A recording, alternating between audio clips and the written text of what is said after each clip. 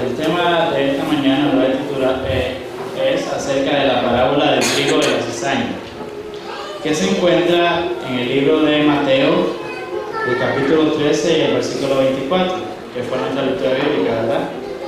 Antes de volverlo a leer, yo quiero decir, hay siempre que se estudia, hay cristianos que piensan que tal y tal persona son cizaña. Y nosotros nos vemos, y el que dice que tal y tal persona es cizaña se ve como trigo, ¿verdad? Pero eso es todo lo contrario.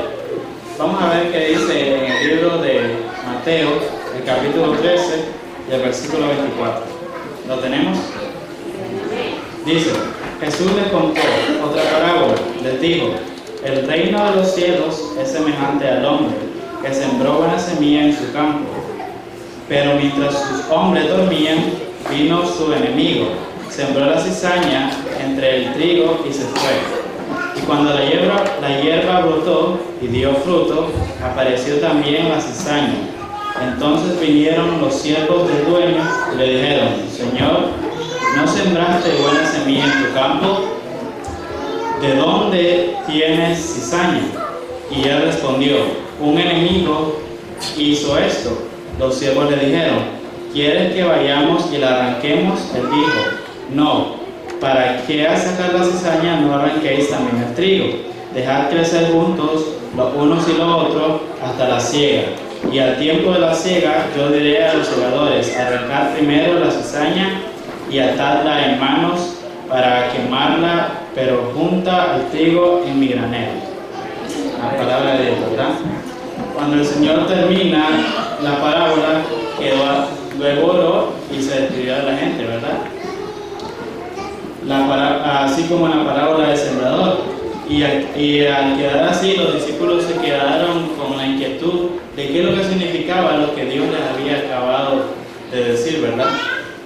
Pensando, ¿qué significa? ¿Qué es el significado de lo que Cristo nos acaba de decir? ¿Qué es lo que el Señor nos quiere decir por medio a través de lo que lo que acabamos de leer, ¿verdad? Y creo que así ustedes también están con esa misma inquietud, ¿verdad? Es bueno recordar el versículo 35 del libro de Mateo, que dice: así se cumplía lo que dijo el profeta: abriré mi boca en parábolas, diré cosas que han estado ocultas desde la creación del mundo. ¿Qué es lo que está escondido, hermanos, en esta parábola? ¿Qué es lo que hay que descubrir? ¿Y qué es lo que significa el campo? ¿Qué es lo que significa la semilla? Porque aquí nos dice que hay semilla buena y semilla mala, ¿verdad? Hay trigo y hay cizaña. Vamos a leer el versículo 36 del libro de Mateo, que dice: entonces Jesús despidió a la gente y vino a casa.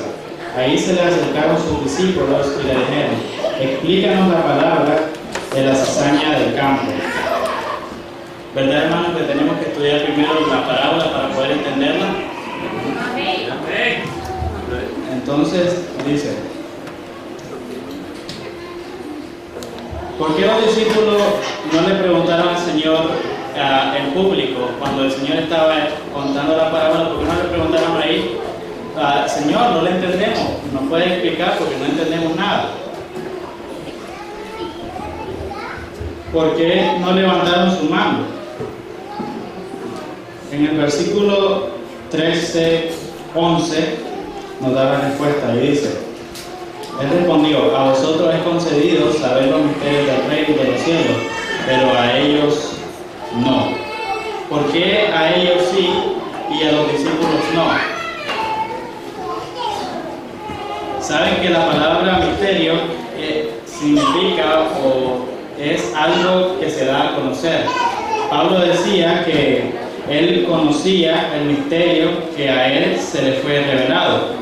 Efesios capítulo 3, Pablo dice que ese misterio era el evangelio de salvación. Le invito a que vayamos al libro de Primera de Pedro 10, del 10 al 12. Primera de Pedro, capítulo 1, versículo del 10 al 12. ¿Lo tenemos?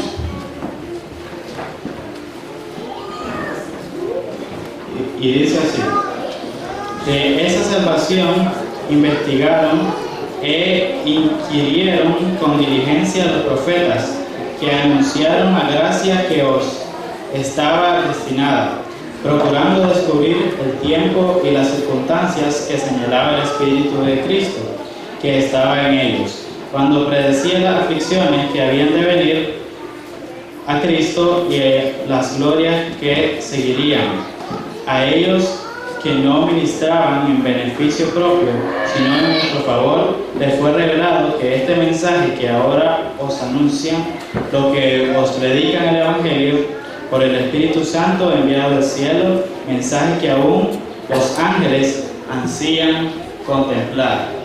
¿Qué significa, hermano, que los ángeles ansían contemplar?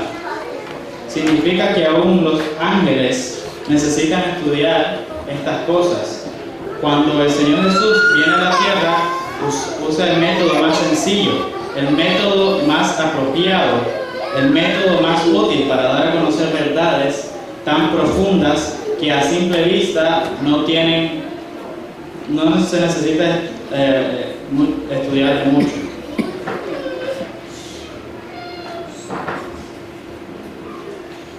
Pero cuando usted se detiene a estudiar, queda espantado, por decirlo así, queda asombrado de la profundidad de lo que Cristo quiso decir. La parábola del trigo y la cizaña es leída por millones de personas, y muchos creen que ya lo entendieron, pero cuando usted la estudia detenidamente, usted descubre cosas que usted se queda asustado, dice, Dios mío, que usted se queda asustado, y hasta que no la entiende y no la estudia bien, usted de verdad no puede sacar de esa parábola lo que Dios quiere para nosotros, ¿verdad? ¿Están listos para que la estudiemos? Muy bien. Hay dos puntos muy importantes que usted debe saber para estudiar, para que podamos entender esta parábola. Número uno, no piense que el vecino que está a su lado, la persona que está a su lado, es la cizaña. Y número dos, no piense que usted es la cizaña. Si entra a la parábola con ese pensamiento, le va a ayudar bastante. No sea juez, sino que sea usted también parte del público que oyó la parábola. Ahora Jesús la va a explicar no al público, se la va a explicar a los apóstoles. ¿Por qué a los apóstoles sí y al público no? Porque los apóstoles están empeñados en entender y conocer la parábola, porque han tomado tiempo para preguntar a Jesús por qué han dedicado su vida a Jesús, por qué se han entregado a Jesús, por qué han aceptado lo que Jesús dice. Por eso a ellos les dado a entender por eso a ellos es dado a entender lo que esta parábola dice. Es como a ustedes porque están aquí, estamos estudiando esta parábola, ¿verdad? Pero lastimosamente hay personas que no están en el mundo y que no se les pueden ser dado a conocer estas hermosas enseñanzas, ¿verdad? Veamos lo que dice Jesús en San Mateo capítulo 13, pero tantos detalles, ¿verdad?, que tiene esta hermosa parábola. Todos son detalles preciosos, porque a una cizaña puede convertirse en trigo. ¿Cuántos creemos eso, hermano? Vamos a notar un detalle curioso, y es que tanto el trigo como la cizaña están sembradas en el campo del Señor. Así que el Señor puede reclamar la cizaña como de Él, y de igual manera el trigo. Así que el Señor, y el trigo también, perdón. Pero la mentalidad del cristiano es que la cizaña es cizaña y se quedará siendo cizaña. Cuando descubrimos supuestamente una cizaña, la bombardeamos, la atacamos. O sea, un hermano de la iglesia que descubrimos que no anda en los caminos del Señor, ¿verdad? Lo primero que se nos viene a la mente es, hermano, ¿qué anda haciendo? Si es de la iglesia, ¿verdad? Pero no, dice la palabra de Dios que nosotros no debemos tratar a esos hermanos así, sino que con amor y con sinceridad podamos ir a ese hermano y platicar con él. Hermano, si usted descubre esta mañana que usted es una cizaña, le invito a que por favor ore a Dios en las noches, al momento que sea, y que le pida la dirección a Él, y Él le va a ayudar a usted a poderse convertirse en trigo, para que cuando usted se convierta en trigo y cuando Él venga podamos ir todos juntos a la patria celestial. Mateo capítulo 13, versículos 36 al 38. Mateo capítulo 13, versículos de 36 al 38, dice: Entonces Jesús despidió a la gente y vino a casa. Ahí se le acercaron sus discípulos y le dijeron: Explícanos la parábola de la cizaña del campo. Él respondió: El que siembra la buena semilla es el Hijo del Hombre. El campo es el mundo. La buena semilla son los hijos del reino, y las cizañas son los hijos del maligno. El enemigo que la sembró es el diablo. La siega es el fin del mundo, y los segadores son los ángeles. ¿Quién es el reino? Y Jesús, ¿verdad? ¿Y quiénes son los malos? Los hijos de Satanás. ¿Tiene hijos de Satanás? ¿Tiene o no tiene, hermanos? Tristemente, ¿verdad? Sí tiene. Sigamos leyendo el 40. Así como se arranca la cizaña y se quema en el fuego, así sucederá al fin de este mundo. Lastimosamente, ¿verdad? Si el Señor a la venida de Jesús, ¿verdad? Y Él encuentra cizaña, lastimosamente va a ser muy tarde, ¿verdad? Esas personas ya no se van a poder salvar. Mi pregunta ¿es la parábola más profunda de lo que imaginamos, sí o no?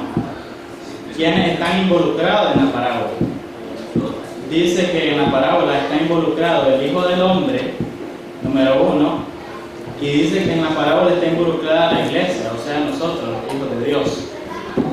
Está involucrado Satanás y los hijos de Satanás. O sea que en esta parábola estamos involucrados todos, ¿verdad? Ahora, ¿cuáles son las circunstancias de la parábola? ¿Cuál es el valor profundo y práctico de la parábola? ¿Qué es lo que Jesús nos quiere decir? Vamos a seguir leyendo el versículo 41 en el mismo libro de Mateo 13. Dice: El Hijo del Hombre enviará a sus ángeles a juntar de su reino a todos los escandalosos y a los que contienen iniquidad, y los echarán en el horno de fuego. Ahí será el llanto y el crujir de dientes. Entonces los justos resplandecerán como el sol en el reino de su Padre. El que tenga oídos, oiga. Palabra de Dios. Entonces, los que van a estar junto con su Padre, ¿quiénes son? ¿La cizaña o el trigo? Amén, ¿verdad? ¿Y quiénes son los que van a arder en fuego? La cizaña, ¿verdad? Tristemente. Ahora hablemos de los detalles. ¿Cuáles son los detalles de esta parábola? Repasemos. ¿Quién es el que siembra la semilla? Cristo, ¿verdad? ¿Cuál es el campo? El mundo. ¿Quién es el dueño del mundo? El Señor, ¿verdad? Él nos compró este mundo con su sangre preciosa, derramándolo en la cruz del Calvario. Voy a leerles el capítulo 13, 24 de Mateo, que dice, dice: Jesús les contó otra parábola, les dijo: El reino de los cielos es semejante al hombre que sembró buena semilla en el campo. ¿Hay o no hay personas consagradas a Dios que le son fieles? ¿Tiene el Señor hijos e hijas que le son fieles y que le aman y que le sirven, ¿verdad? Con todo amor. Sí lo hay, ¿verdad? ¿Qué le pasará a esta tierra?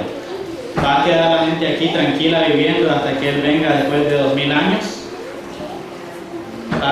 Viene el Señor, ¿verdad? Y lleva a todos los redimidos. ¿Y luego qué pasará? ¿Se va a quedar aquí normal como si nada pasó?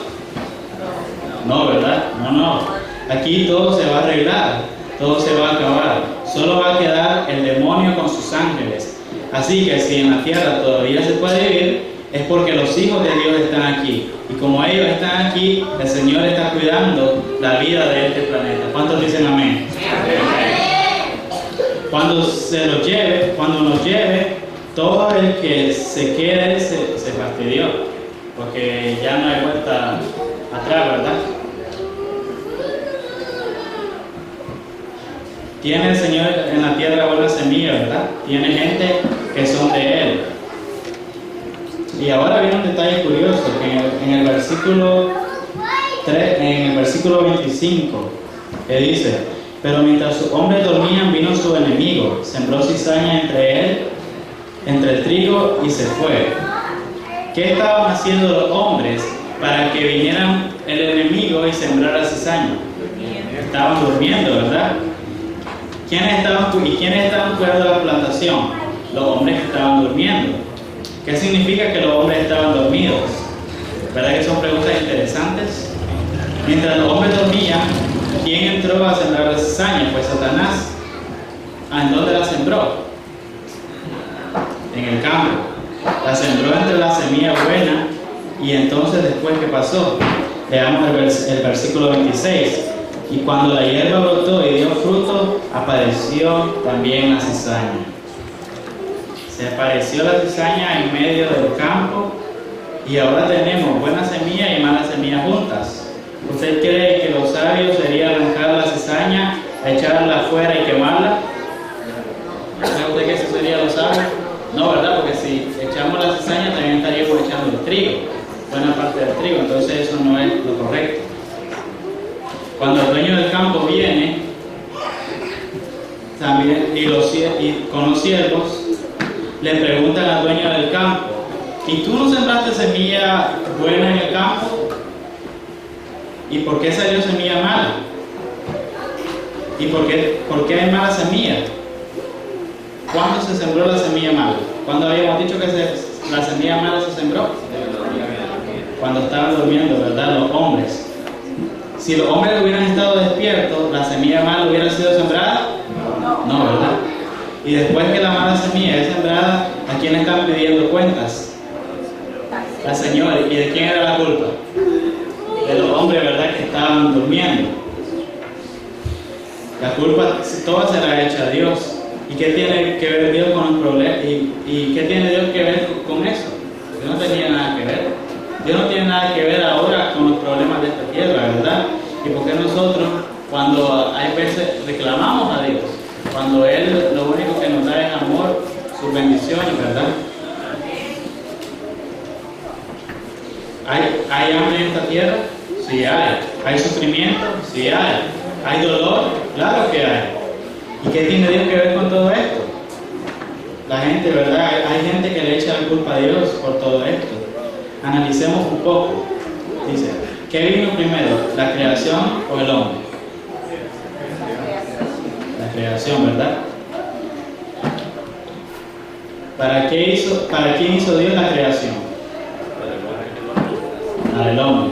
¿Y quién trajo la desgracia a esta tierra? Satanás. Y Satanás trajo la desgracia a esta tierra y luego el hombre cayó en el pecado. ¿Y quién aceptó esa desgracia? El hombre, ¿verdad? Entonces, ¿por qué culpamos a Dios? Esa es mi pregunta, ¿verdad? Unos dirán, ay, pero es que hay gente pobre. Y los bancos están llenos de dinero o no están llenos de dinero, ¿verdad? Sí, ¿y por qué entonces los hombres no le dan dinero a los otros hombres? Por un ejemplo, solamente según las estadísticas, un solo japonés tiene 16 mil millones de dólares. Un solo japonés dueño de compañía fabricante de carros. Solamente hay 6 mil millones de dólares en la tierra.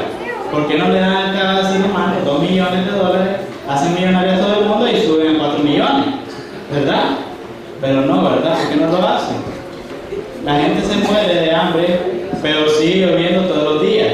La tierra produce y los almacenes están llenos de comida. ¿Por qué no comparten con los que tienen? ¿Por qué no lo hacen, hermano? ¿Y por qué seguimos? La solución está en nuestras manos. ¿Y por qué entonces nosotros seguimos culpando a Dios de todo lo que en esta tierra sucede, ¿verdad? Para la gente es fácil lavarse las manos en Dios y decir, Dios mío, ¿dónde estás? Cuando está en nuestras manos ayudar a los demás. Porque, hermano, no se necesita ser millonario o ser japonés, ¿verdad? Para poder ayudar a otro. En nuestras manos está, si hay alguien necesitado, nosotros podemos ayudarle, ¿verdad? Con un plato de comida o con una mudada de ropa, lo que sea, ¿verdad? Todo cuenta. pero si lo hacemos de corazón, ¿verdad? Las cosas no nos van a caer del cielo. Acordémonos que ya el maná se acabó. Entonces, en la parábola quieren culpar al dueño de la viña. ¿A quién quieren culpar? ¿A quién es el dueño de la viña? Jesús. Te preguntan que por qué hay semilla mala. Pues porque ellos se durmieron y Satanás sembró la semilla mala. Hermano, ¿se ha dormido el hombre con sus deberes delante de Dios y el diablo ha hecho lo que le da la gana? Sí, ¿verdad? Muchas veces hemos visto que hermanos lastimosamente de nuestra iglesia se salen, ¿verdad? Se desaniman. Vamos a leer el versículo 25 del mismo capítulo 13 de Mateo. Dice: pero mientras los hombres dormían, vino su enemigo, sembró cizaña entre el trigo y se fue. Vamos a leer hasta el 28. Y cuando la hierba brotó y dio fruto, apareció también la cizaña.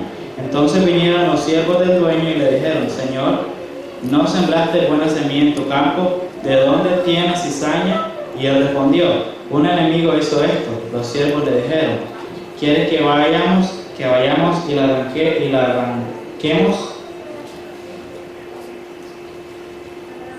Una pregunta. Los siervos le preguntaron: ¿en qué estaban enfocados los siervos?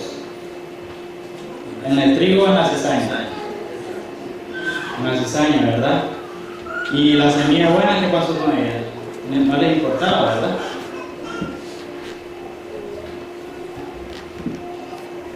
Generalmente nosotros como seres humanos, ¿en qué nos enfocamos? ¿En lo bueno que tiene la vida o en lo malo que tiene la vida? ¿En qué es lo que siempre pensamos? En lo malo, ¿verdad? Y saben que eso no es bueno, porque si nosotros nos ponemos al final del día y nos ponemos a pensar, ¿qué es lo que nos ponemos a pensar? En todo lo malo que nos sucedió y no nos ponemos a pensar en todas las bendiciones y en todo lo bueno que tenemos, ¿verdad? Con solo el hecho de tener vida, de tener salud, de tener un hogar, ¿verdad? De tener una familia, eso es algo en lo que nos deberíamos de poner a pensar, ¿verdad? Porque cuando nos enfocamos en la parte amable de la vida, cuando nos proyectamos en la parte amable de la vida, hasta la cizaña que es mala comienza a maravillarse de nosotros y a glorificar a Dios en nosotros. San Mateo capítulo 5 y versículo 16. Vamos a ver qué nos dice la palabra de Dios. San Mateo capítulo 5 y versículo 16.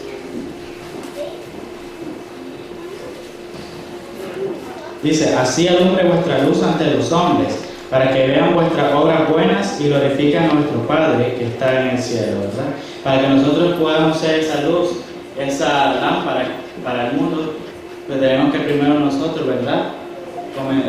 Comenzar a cambiar. Si somos cizañas, tenemos que cambiar y ser trigo, ¿verdad? Pero porque si usted piensa en lo malo, vive en lo malo, comenta lo malo y practica lo malo, ¿qué cosa es usted? Es malo.